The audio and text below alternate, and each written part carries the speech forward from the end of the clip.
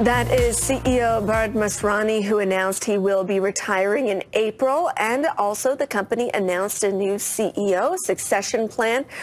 Chun set to take over. Most recently, he was the head of Canadian personal banking.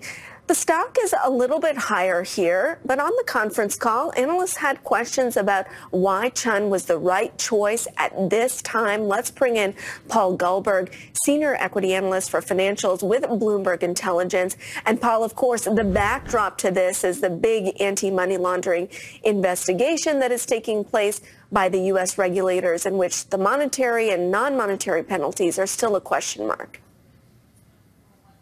Yes, Amber, thank you for having me. It's definitely the case, and the question has been for a while when and not if there are going to be some management changes, so it's not really surprising.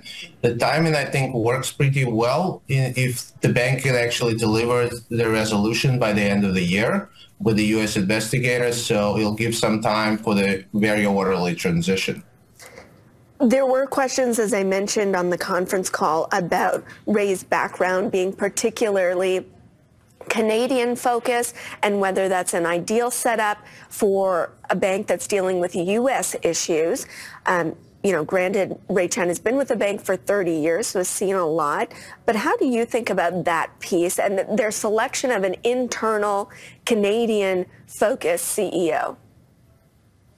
So I think, Amber, it's more about not necessarily dealing with an issue. The issue is dealt with both Mr. Masrani and Ray Chun. They're all working on that issue within the bank. I think the more concern is the direction of the bank forward, with the Canadian being in focus. So on that call that you mentioned, some of the analysts were asking the question whether TD will take more Canadian direction and focus less on the U.S., and the bank said no, but if you think of potential risk of any non-monetary penalties that might restrict some growth prospects in the U.S., that might be the case for the move towards Canada.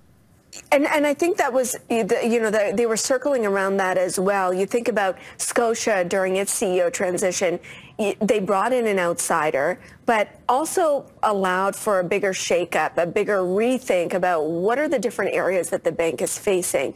Outside of the anti-money laundering issues at TD, are there other big strategic question marks that a new CEO needs to deal with? I really don't think so. I think they enhanced it. They were lighter on the wholesale side, so capital markets, they beefed it up with common acquisition, and they're making some management changes there as well. But within their focus on the retail in the U.S. and Canada, within their asset management business, it's really working for them.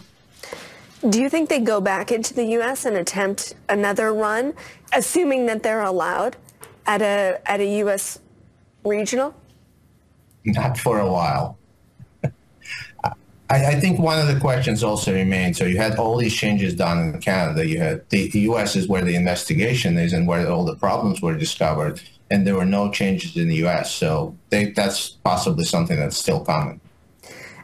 We have seen one of the key departures will be in a long-time executive who actually oversaw the integration of TD Cowen, to your point, Riaz Ahmed, and had a lot of that institutional knowledge on especially the investment banking side. Is there a signal there on kind of the choice of Chun over Riaz? I don't think so. It's more focused. I think TD Bank always focused on the banking side rather than the capital markets wholesale side. So, and that's what Chun was doing. He was running the Canadian commercial bank, he ran the asset management before and the insurance businesses. So he has a breadth of knowledge as well. Paul, thanks so much for joining us with these insights. I appreciate it. That's Paul Goldberg of Bloomberg Intelligence.